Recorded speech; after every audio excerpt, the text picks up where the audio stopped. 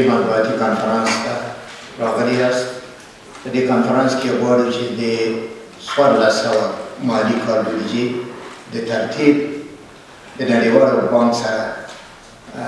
د ژمنو بشپړولو د 2020 پراختیایي کنفرانس د چمتووالي له نړیوالو ټولنې سره د دوه اړخیزو ژمنو پلي کولو او د ملي عوایدو راټولېدو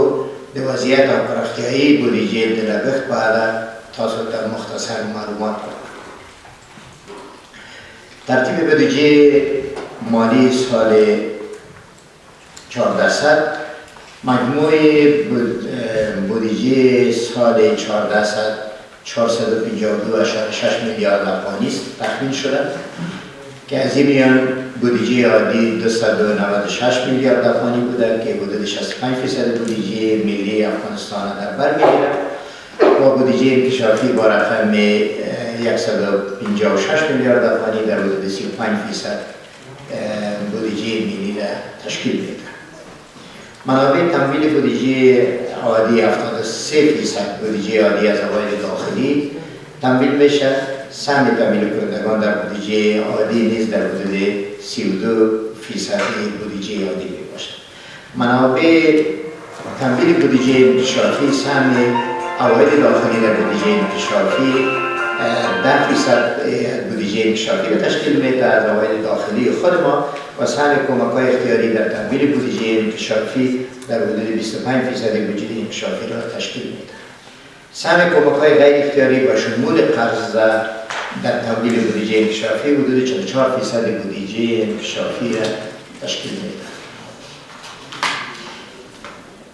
کسر بودیجه انکشافی قبل از تامین وجودی ظرفی مبلغ 31 میلیارد افغانی می باشد که بر اساس معیار صندوق بین‌المللی پول یعنی 2.2% جی دی پی یا تولید ناخالص ملی افغانستان از بیشتر نمیتونیم که داشته باشیم. به این خاطر ما وجودی ظرفی و قرضهایی که گرفتیم این بخش تبدیل شده. اولویت‌هایی که در بودیجه 1400 در نظر گرفته شده یکی مدیریت منابع آبی شامل می باشه که اعمال 6 بند جدید است: بند بخشاباد، بند مچالغو، چکدم‌ها، تکمیل بند کمال خان و بند پاشدار. دوم در بخش معادن و پترولیم است. سوم اتصال منطقوی است که در اتصال منطقوی ساختمان خط آهن آقینند خوی و ساختمان خط آهن خواف هرات، خریداری تجهیزات حفظ و مراقبت خط آهن مزار شریف حیرتان، مصارف سالانه و حفظ و مراقبت و خط آهن مزار حیرتان می باشد. در بخش عدلی و قضایی هم مصارف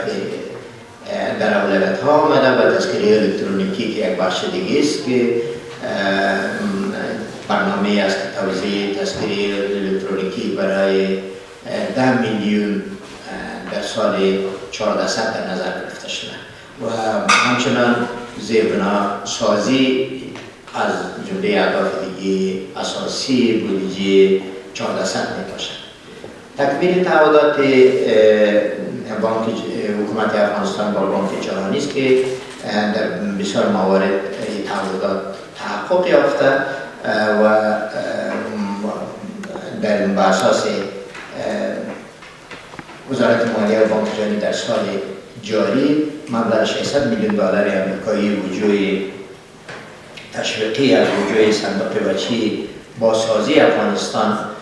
و انجمن توسعه بین المللی در 2 مرحله اجرای برگزار سالیده است که از آن جمله مبلغ 400 میلیون دلار آمریکایی تاکنون به خزانه دولت انتقال شده و باقی مانده 200 میلیون دیگر جهت تکمیل همون شاخص‌های معینی را که اونا تقاضا کرده بودن باید پوره شود که او پولا هم به دولت افغانستان انتقال شده. برای سال مالی جاری در ماه می بانک جهانی بسته تشویقی ورزش 400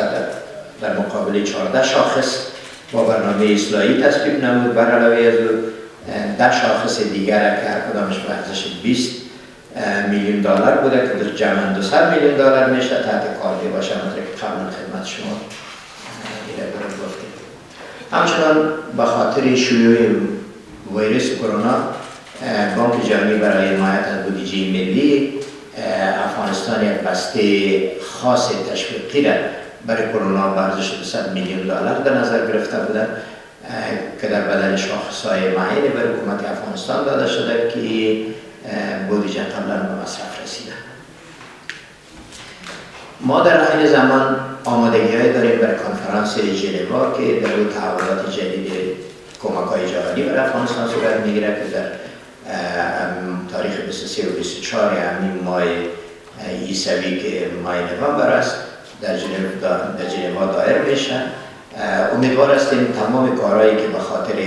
آمادگی‌های به خاطر این کنفرانس صورت گرفته که بتانیم در این کنفرانس توجه جهانیان برای کمک به افغانستان همچنان جلب کنیم و توانسته باشیم که کمک‌های خوبی را برای افغانستان بیاریم که این امیدواری ها وجود داره و کارها تا زیاد انجام شده. مسئله دیگه مسئله چارچوب سازدهی متقابل است بین افغانستان و جامعه جهانی است که این در تاریخ 27 و 28 نوامبر 2018 میلادی در ژنو میان افغانستان و جامعه جهانی با منظور تقویت بیشتری سازدهی متقابل توافق کردید که میاد تطبیق آن سال 2019 و 2020 بود. این چارچوب با منظور دستیابی افغانستان به خودکفایی طراحی شده بود و با چارچوب ملی صلح و انکشاف افغانستان که از 1395 تا 4% هماهنگ باشه. چارچوب سازدهی متقابل ژنو شامل 63 تعهد میان دولت افغانستان و شرکای انکشاف بین‌المللی می باشد که از جمله 47 تعهد آن مسئولیت مستقیم دولت افغانستان است و 14 تعهد دیگه‌اش مسئولیت مشترک میان دولت افغانستان و شرکای انکشافی بین‌المللی است. این تعهدات در 6 ساحت تنظیم شده که بر اساس گزارش پیشرفت چارچوب سازدهی متقابل ژنو الا ربع سوم سال مالی 1399 شمسی مجموعاً 84% تعهدات از جانب دولت جمهوری اسلامی افغانستان و شرکای انکشاف بین‌المللی تطبیق گردیدند. دولت جمهوری اسلامی افغانستان و شرکای بین‌المللیش توانستند از مجموع 63 تعهدی که موجود بود 37 تعهد را 100% تطبیق کنند و 17 تعهد دیگه پیشرفت خوب داشته که انتظار میره تا ختم سال اینا هم تکمیل شود. ما در این زمان در وزارت مالیه اصلاحات را خواستیم که با وجود داره که این اصلاحات در رده‌های مختلف استخدام بوده. ما 220 بسته که در مقطع ورودی بود به ایران سپردیم و در امتحان شفاف و بدون مداخله این بست ها از طریق امتحان پر شدن و کسایی که کامیاب شدن و توانستن نمره‌های خوب را به دست بیارن از جمله 7500 کاندید 220 بست پر شد و که از این جمله 101 بستش تخصیص داده بودیم برای خانمان. همچنان 21 بست رتبه 2 یعنی ریاست های ما فعلا در امتحان است و 9 بست رتبه 2 ریاست های گمرکات ما هم فعلا شارت لیستش صورت گرفته و انشاءالله در یک هفته دیگه امتحانش آغاز میشه. خواستیم که یک تغییر و تحول در کارکرد داخل وزارت باشه. 77 بست 3 و 4 ماه هم در اعلان بود که وقتش پوره شده و آره در مرحله شارت لیست شدن است. امیدوار هستیم که تا یک هفته یا 2 هفته دیگر امتحان از این هم برگزار شود که 77 بست هم پر شود. در ضمن 1353 بسته که یا حکومی بوده و یا کمبود بوده در داخل وزارت و ولایات افغانستان انشاءالله یا به تدریج به اعلان خواهد رفت که از طریق رقابت آزاد بتانند تمام مردم افغانستان تمام جوانای ما که استعداد توانایی کاری دارند در این شرکت بکنند و امیدوار هستیم که حق به حقدار برسه و تمام تلاش ما در این راستای خواهد بود که یک امتحان شفاف و بدون هر نوع مداخله و بدون هیچ نوع واسطه به انجام برسد. در بخش جمع‌آوری عواید و مصارف بودجه تاکنون ما در سال جاری در حدود 141 میلیارد عواید جمع‌آوری شده که حدود 12% کاهش نسبت به سال گذشته نشان میده. از جمله عواید جمع‌آوری شده مبلغ 81 میلیارد و 765 میلیون افغانیان از بخش گمرکات بوده و مبلغ 96 میلیارد افغانیان از بخش عواید دیگه جمع‌آوری شده. همچنان بر اساس گزارش‌هایی که وزارت مالیه ترتیب کرده از آغاز سال مالی تا تاریخ 10 عقب که 5 روز پیش بوده، مبلغ 214 میلیارد افغانی معادل 70% بودجه عادی و مبلغ 94.6 میلیارد افغانی معادل 55.7% بودجه انکشافی ما به مصرف رسیده. در کل مصارف بودجه عادی و انکشافی مبلغ 380 میلیارد و 780 میلیون افغانی معادل 65% مجموع بودجه ملی افغانستان می سازد. درانو حاضرین و رسانه‌یو دا یو مختصر عرایض بود که زه فکر کوم که جناب زبران صاحب د مالي او بودجې معین صاحب هم څه ویل غواړي دا یې خپل ویل خلاص کړي نو بیا تاسو خپل سوالونه کوئ بیا ډېره مننه جناب وزیر صاحب د مالیه درنو همکارانو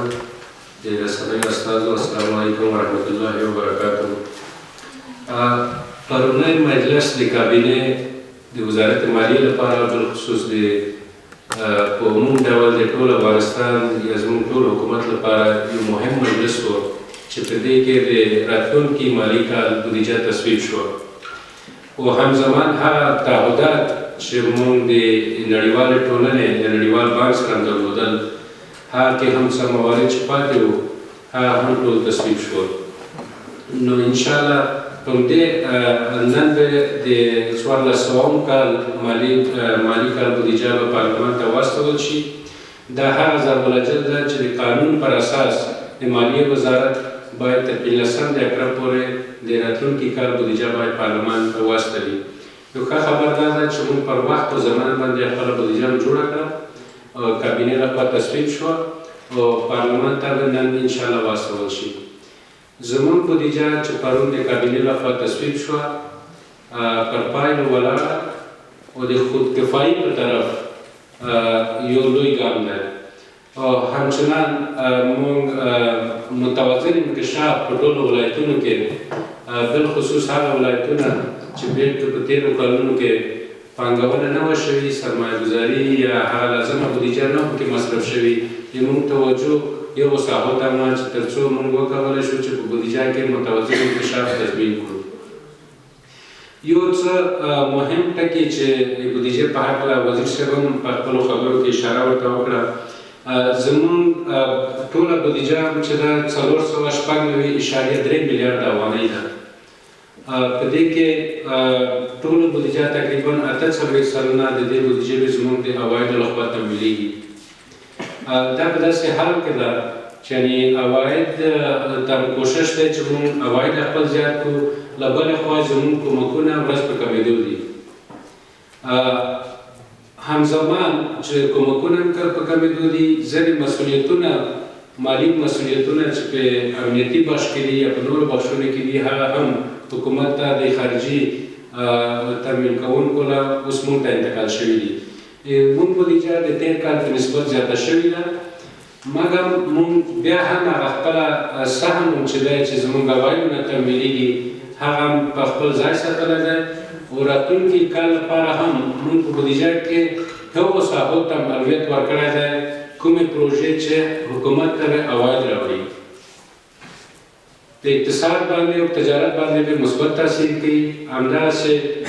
وزیر صاحب په خپلو خبرو کې وویل الوتنه چې د راتلونکي کال دي در بخش مدیریت آبی ما 8 میلیارد افغانی را اختصاص دادیم که در اونجا بند باشقاباد، بند مچلغور و همچنان کارهای که تکمیل می شود در سالهای آینده بند کمالخان و بند پاشدان است. 43 بندهای دیگر که به اساس فیصله کابینه و هدایت رئیس جمهور در اون ساحاتی که ما امکانات داریم در ولایتی که و در سالهای گذشته در اونجا سرمایه‌گذاری زیاد نشده بود. یو تن توجه کړې ده چې پیسې ورته ځانګړې کړې دي په دې ولایتونو کې زابل، غزني، لوګر، پکتیا، خوست او پکتیکا دا هغه ولایتونه دي چې هم د اوبو د لارې دوی امکانات لري او په تېرو کلونو کې دومره توجه نه ورته شوې چې موږ سرمایه‌ګذاري د اوبو د مدیریت لپاره وکړو.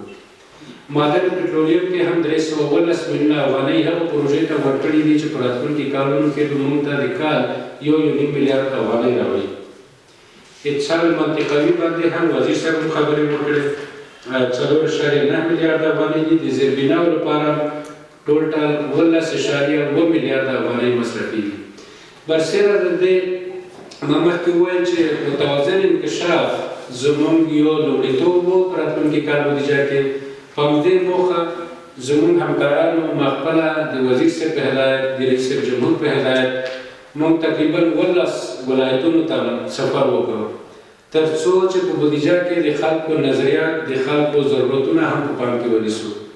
12 ولایتونو ته چې موږ لاړو د خلکو په غوښتنه تقریبا 2.5 پروژې موږ ته د خلکو لخوا راکړل شوې چې دا زموږ هدف و چې یعنې خلکو سهم